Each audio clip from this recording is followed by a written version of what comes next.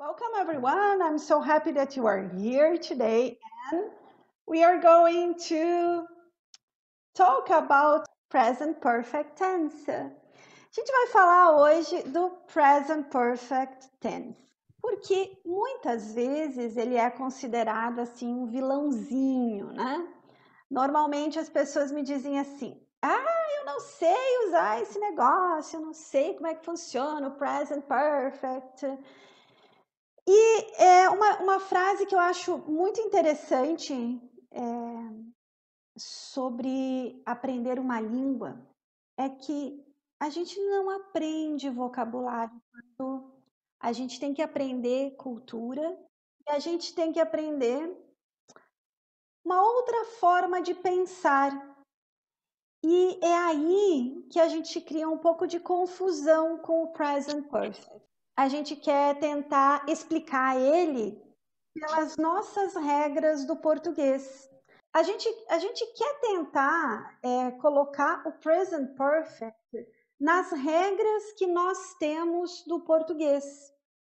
E a gente vai perceber que, assim, conforme o inglês de vocês for melhorando, vocês vão ver que cada vez mais nós precisamos entender o inglês por ele mesmo e não juntar ele com o português. O português até pode nos auxiliar quando nós estamos lá no primeiro livro, quando a gente está aprendendo as primeiras palavras em inglês, aí sim, a gente consegue muita semelhança. Existem algumas coisas que são similares nas línguas, mas muita coisa não. Então, a gente começa aprendendo inglês, às vezes, com esse pensamento. Isso é em inglês, assim é em português, então se eu falo em português assim, em inglês vai ser desta forma. E conforme a gente vai avançando no estudo do inglês, cada vez mais a gente vai perceber que não é vocabulário que a gente tem que aprender, que a gente tem que pensar de uma forma diferente. Por isso que muitas vezes na aula, quando a gente está tendo aula, a gente conversa muito sobre cultura. Então, inglês é uma língua diferente, é uma cultura diferente, é uma forma de pensar diferente. E aí é que entra, então, quando a gente fala isso, a gente percebe que muitas vezes sim, a gente consegue ter uma similaridade entre o português e o inglês. Muita coisa parecida, porque muitas convivências são parecidas. Mas existe todo um outro lado que não. E a gente começa a sentir muito isso quando a gente fala do present perfect. Então, na verdade, o present perfect não tem nada de difícil. Confesso para vocês que assim, quando eu aprendi o present perfect, eu me sentia exatamente como os meus alunos se sentem quando aprendem o present perfect. Consegui entender o que era esse negócio. Aí, chegou um dia que eu tive que dar aula de present perfect. Bom, então foram 2 sustos, né? Um quando eu aprendi e outro quando eu fui dar aula. Como é que eu vou dar aula sobre uma coisa que nem eu sei como é que é? Mas o interessante é que a prática, practice makes perfect, não é isso? Prática leva à perfeição. Então, tanto a gente repete, tanto a gente fala, tanto a gente repete, que chega uma hora que você assim, então é isso present perfect. Então, depois de muito tempo dando aula de inglês, eu cheguei à conclusão de que a primeira coisa que eu preciso dizer para os meus alunos quando a gente fala em present perfect é isso. Desvincula português do inglês. Tá? Não vamos pensar em português. Nós vamos pensar em que situações a gente usa ele. Não vamos tentar colocar traduções, porque o present perfect é usado em muitas formas diferentes que não fecham. Então, você pode até... Não é que a gente não possa traduzir. A gente pode traduzir. Só que cada frase e cada situação vão ter uma tradução diferente. Fiquei falando tudo isso aqui para ver se todo mundo chegava. Acho que quem ia vir para a aula já veio. Já vi que o assunto Present Perfect é um assunto interessante, né? Quem não conhece ainda, eu acho que ficou curioso para conhecer o Present Perfect. E quem já conhece, eu acho que entende bem o que eu estou falando agora, né? E uma coisa legal que eu sempre digo assim, o Present Perfect, ele é uma divisão de águas no nosso conhecimento de inglês, né? Quando você pede para alguém se ela conhece Present Perfect, você já sabe que se ela sabe usar o Present Perfect, é um aluno de intermediário, é um aluno que já sabe falar inglês. Muito bem. Para os alunos brasileiros, de uma forma geral, essa dúvida, essa coisa do present perfect. Então, quando nós estamos muito acostumados com definições mais exatas de passado e de presente. Então, bom, presente simples a gente já aprendeu, é uma ação que acontece no presente. Passado simples é uma ação que acontece no passado. Até aí tudo bem, uma regra muito parecida com a regra do português. E aí chega o presente perfeito. Primeiro, presente. Normalmente a gente está falando sobre uma coisa no passado, mas se a gente está falando sobre ações que normalmente acontecem no passado, por que o nome é presente perfeito? Então, a gente vai pensar no presente perfeito como se fosse uma ponte entre ações únicas no passado e ações do presente. Então, quando eu quero falar sobre uma coisa no presente, eu uso presente simples. Quando eu quero falar de uma coisa específica de passado, eu uso passado simples. Mas existem algumas ações que elas ficam se movimentando entre passado e presente. Elas não são presente, elas não são passado. Então, o presente perfeito, ele se coloca como uma coisa, um interposto entre os dois. A gente vai com exemplos, vocês vão conseguir entender melhor o que eu estou querendo dizer com isso. Eu tento imaginar o presente perfeito como uma ponte que liga o passado com o presente. Então, para entender, a gente precisa abandonar a tradução. Vocês vão dizer assim, funciona. Ela funciona. A gente vai entender por quê. Funciona traduzir, só que não adianta você traduzir ele sempre da mesma forma.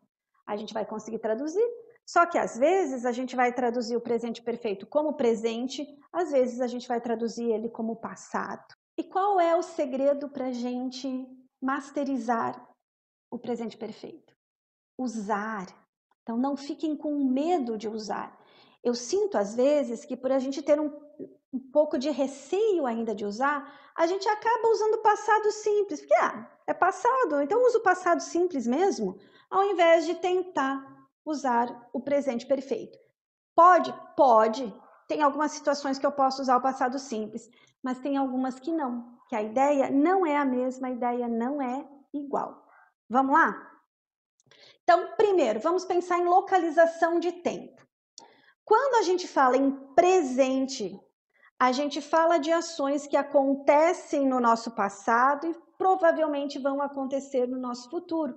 Por isso que a gente tem aqui, ações que vão ocorrer ao longo do tempo. Como, por exemplo, eu vou à escola todos os dias. Então, se eu vou à escola todos os dias, eu fui à escola ontem, eu vou à escola amanhã, provavelmente, mas é uma ação que está presente na minha vida. Quando eu falo em passado simples, eu vou pensar nessas mesmas ações que são presentes, mas eu vou escolher uma, eu vou falar de um momento desses. Eu posso falar sobre essa, eu fui à escola ontem, eu fui à escola na semana passada, eu fui à escola no mês passado. Então, quando eu falo de presente, eu estou falando sobre as ações todas de uma forma geral que aconteceram já e que continuam acontecendo. Quando eu falo de passado simples, eu vou isolar uma, eu vou falar sobre eu vou à escola todos os dias. Ontem eu fui à escola e eu escorreguei no caminho. Você veja que quando eu digo eu vou à escola todos os dias, eu tenho várias ações, mas eu não escorrego todos os dias. Quando isso aconteceu? Ontem, uma ação específica no passado. Ontem, quando eu fui à escola, eu escorreguei. E o presente perfeito, então, ele se coloca aqui. A gente vai falar sempre de ações que estão deste momento, de agora, para trás. Muito bem. Se eu estou falando de situações que estão daqui para trás, dá a impressão de que é a mesma coisa que o passado simples, não é? Porque o passado simples também eu estou falando de ações que estão de hoje para trás. Então, qual é a diferença desses dois? A diferença está em a gente isolar uma atividade específica. Passado simples é isso. É uma ação colocada no tempo exato. Escorreguei ontem quando ia à escola. Não foi ou não interessa se eu fiz isso outros momentos. Eu estou falando única e exclusivamente dessa ação. Então, ela é passado simples. Agora, quando eu quero falar de ações, eu já escorreguei. Eu conto para vocês então assim, ó. Ontem, quando eu fui à escola, eu escorreguei. Aí vocês vão me dizer assim, vocês vão ser solidários e vão me dizer assim: mas eu também já escorreguei quando ia à escola. Eu também já escorreguei. Quando? E aí está a grande diferença do passado simples para o presente perfeito. A ação aconteceu, veja aqui, por que eu tenho esse círculo? Ela já aconteceu em algum momento do meu passado. Eu já escorreguei também, em algum momento da minha vida eu também já escorreguei. Todo mundo já escorregou uma vez ou outra. Todas essas frases, ó, eu já escorreguei, você já escorregou alguma vez ou outra. Essas ações, elas estão no passado, mas eu não consigo identificar ela exatamente o ponto onde ela se encontra. E aí, nesse caso, eu uso o presente perfeito. Em português, a palavra já, se vocês pensaram em já, é presente perfeito. Toda vez que pensar, eu já, bom, se é eu já, esse tempo verbal em inglês é presente perfeito. Colocamos eles, encontramos aonde ele se localiza no tempo. Então, vamos pensar um pouquinho nesses três tempos verbais principais. A gente tem em inglês a conjugação dos verbos apenas três. Apesar de que eu tenho vários tempos verbais, várias formas de fazer, eu tenho presente simples, presente contínuo, presente perfeito, eu tenho futuro imediato, tenho vários nomes diferentes. Futuro com going to, futuro com will, mas conjugação de verbo eu tenho apenas três. O infinitivo, que eu uso quando eu faço presente simples, como por exemplo o verbo to be, to go, to do, to have, to play, to work, to cook, to visit. Então, por exemplo, se eu quero falar no presente, eu estou aqui, I am here. Eu vou à escola, I go to school. Eu faço o tema, I do my homework. Eu tenho um carro, I have a car. Eu jogo, I play. Eu trabalho, I work. Então, veja que no presente eu uso o verbo no infinitivo, tem esse to aqui do lado, que é o trabalhar, brincar, chorar, cantar. E aí eu tiro o to e uso ele. Segunda conjugação, e a gente chama de segunda conjugação, de passado, ou, para facilitar, a gente fala primeira coluna, segunda coluna, terceira coluna, são só três colunas, usamos coluna mesmo, fica mais simples. Então, primeira coluna eu uso para o presente simples. Segunda coluna é o verbo no passado. E aí a gente quase todos vocês já aprenderam que nós temos verbos regulares, que o passado vai ser com ed no final, e os verbos irregulares, que são esses que eu tenho uma forma diferente para o passado. Então, como essa forma ela é diferente, não tem regra. Então, a gente tem que decorar. Passado de go, went. Passado de do, did. Passado de have, had. Passado do verbo to be, was, were. Então, verbos irregulares e verbos regulares. Então, se eu vou à escola presente, I go to school.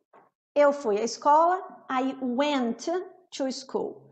Eu faço o tema, I do my homework. Eu fiz o meu tema ontem, I did my homework yesterday. Agora, para o presente perfeito, a gente vai usar a terceira coluna, que a gente chama ela de particípio. Particípio passado. Ou terceira coluna. Então, é essa conjugação que nós vamos usar para escrever o presente perfeito. O bom é que verbos regulares escreve-se igual. Tanto faz, ó, played, played, worked, worked, cooked, cooked, visited, visited.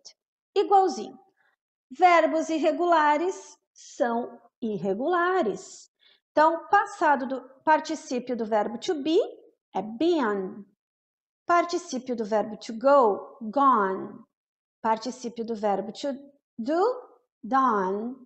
Particípio do verbo to have, had. Sim, o had não muda. E não muda, e a gente vai decorar que had não muda.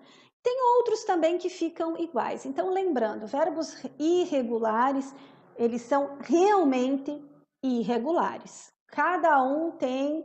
A gente até consegue agrupar alguns, mas cada um é cada um. Difícil a gente lembrar todos? Não. E quando a gente está aprendendo, digita na internet, a lista de verbos irregulares tem muitas. Então, quando a gente está fazendo um exercício, está aprendendo ainda, tem dúvida, vai lá na listinha, é uma lista que não é tão grande e a gente consegue se virar bem. Muito bem, então a gente já percebeu que o presente perfeito, a gente vai usar então uma outra conjugação de verbo.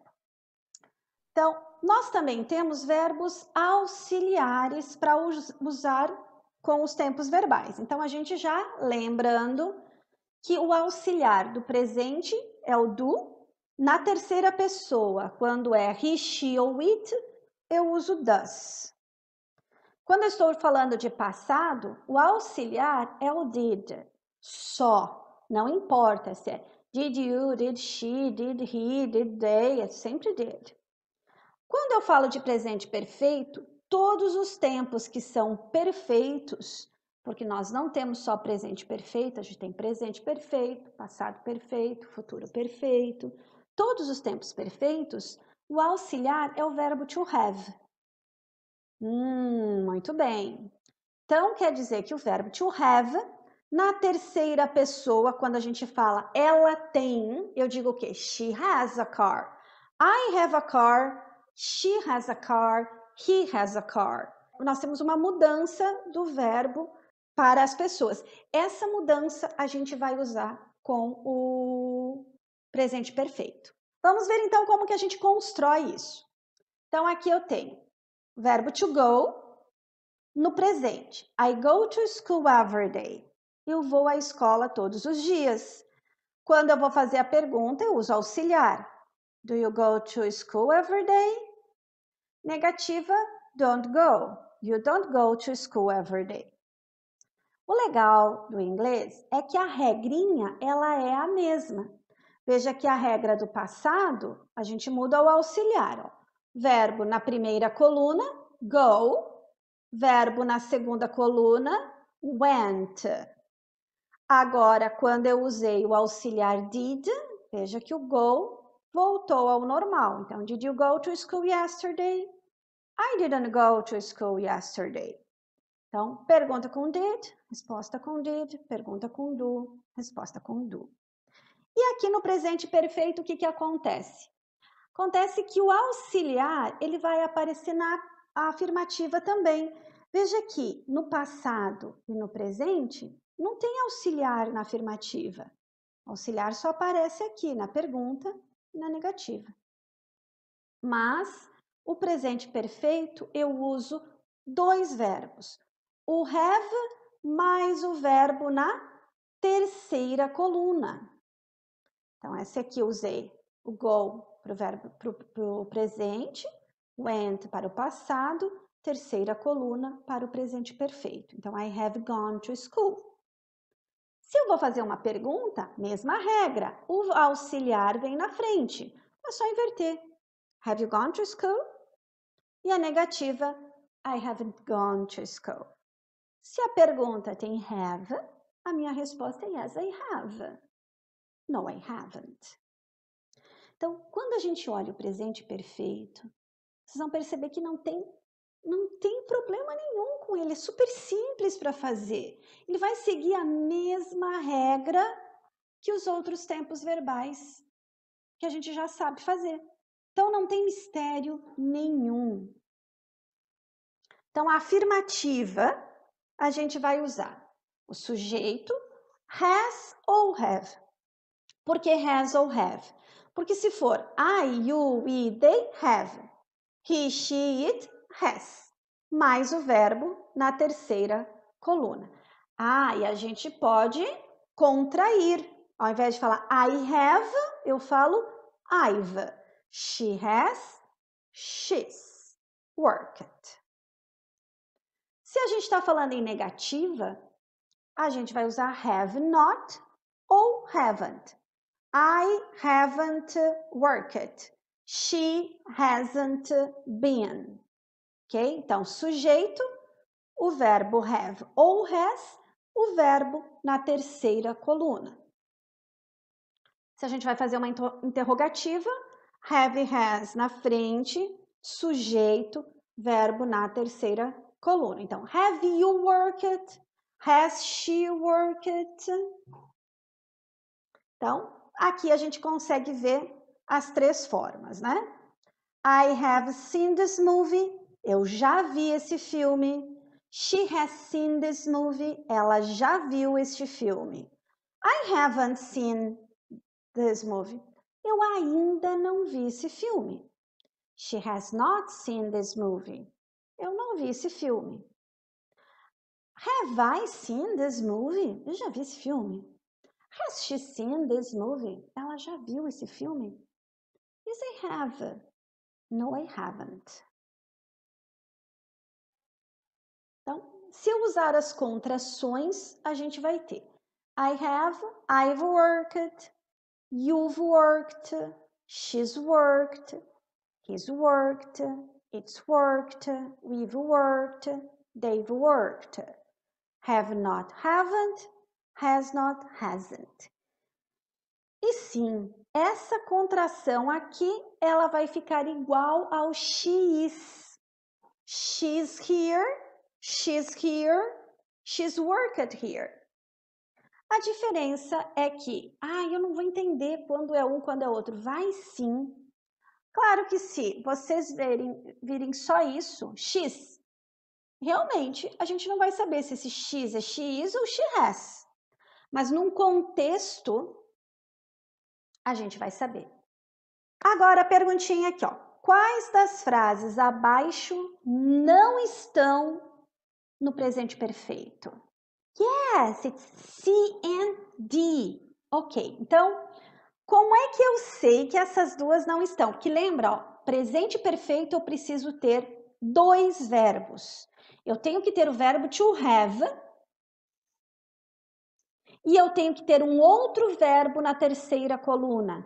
Verbo to have mais um outro verbo na terceira coluna. Verbo to have mais o verbo na terceira coluna. Sempre dois verbos. Veja que nesse caso, she has a new car. Esse has é o verbo ter simples do presente. Ela tem um carro novo. She has a new car. Então, eu tenho o has, mas eu não tenho o segundo verbo. Então, esse aqui é presente simples normal, o verbo to have que a gente sempre usa. E aqui, I played, passado simples. Eu joguei futebol ontem, ok? Então, essas duas, essa está no presente simples, verbo to have no presente simples, ela tem um carro novo. I played soccer yesterday, eu joguei futebol ontem, normal. I haven't played soccer for years. Eu não jogo futebol há anos. She has broken her leg. Ela quebrou a perna dela. I have worked all my life. Eu trabalhei a minha vida inteira. Eu trabalho a minha vida inteira.